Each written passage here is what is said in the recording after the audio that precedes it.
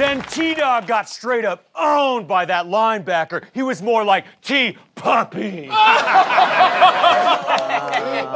Oh, man, that's cold. That's cold like... He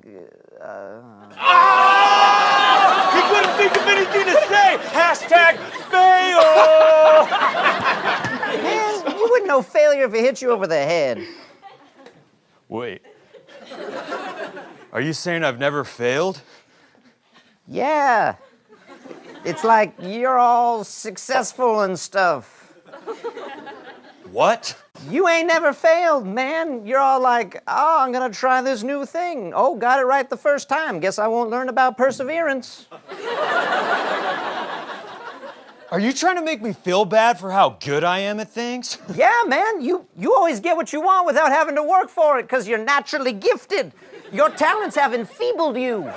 Sounds like they just made me awesome. Hey, man, maybe you should just admit that, you didn't mean to say that thing about failure and, like, move on. No, I meant what I said. He's never been touched by failure's refining fire. He's missed out on character growth. How's he supposed to relate to people, man? Life is hard. I fail every dang day. I'm failing right now because my grammar be all incorrect.